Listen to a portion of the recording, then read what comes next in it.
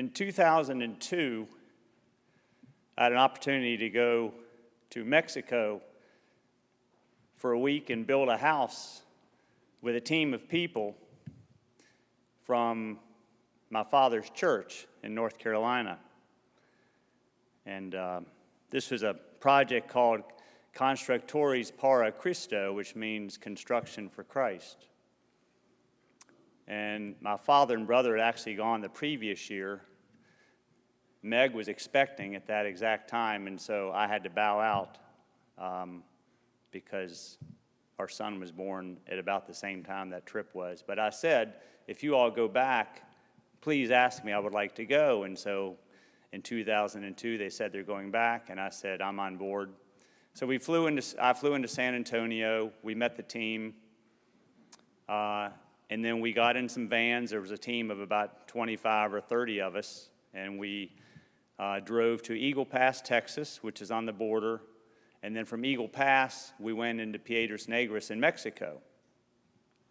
And when we arrived to the site, there was just a concrete slab. It probably was, 20 by 20 or 25 by 25. It was square. And that was the chrysalis. That's what we had to transform into the butterfly in a week. And so we erected this team of 20 or 25 people. We erected this home. And it was built of cinder block and stucco with a fiberglass roof. We had some cutouts for windows, which were metal windows. We didn't do anything about electricity or water. We made the house available for those types of hookups. It was 2 rooms. The cinder block simply went through the house and divided the home into 2. And I learned that families as big as 8 or 10 people sometimes would be in these homes, which were no more than 400 or 500 square feet. Well, 2 things struck me on that visit to Mexico that week that I've always remembered.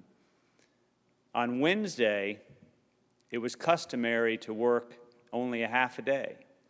And the team of people who had been there in years prior would get into a van and they wanted to go and visit the family who had been gifted with a home the year before. I had no knowledge of the year before in the family, but I was curious, so I went with them on the venture, which was 15 or 20 minutes out of time. We went to this neighborhood, and I use the word neighborhood loosely, because it was an open field, mostly dirt, a few patches of grass, gravel roads, gutted out by rain and storms.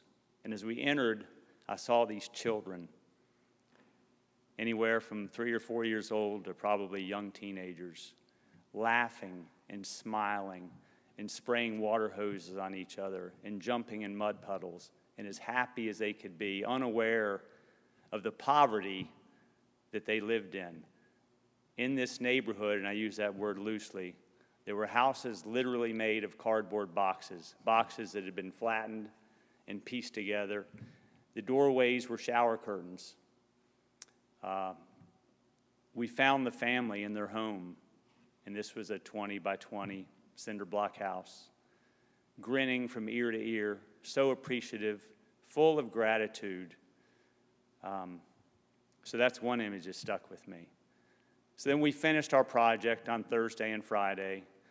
The family came. They have a ceremonial welcome to your home, introduce them to their home. And the gratitude and the smiles that family had always stuck with me. To many of us, that chrysalis would have turned into a moth. But to them, that was their beauty. That was their butterfly. And so I've always taken from that was kind of a tangible evidence, the impact that we can have through our time or our talent, or for some people, their treasure.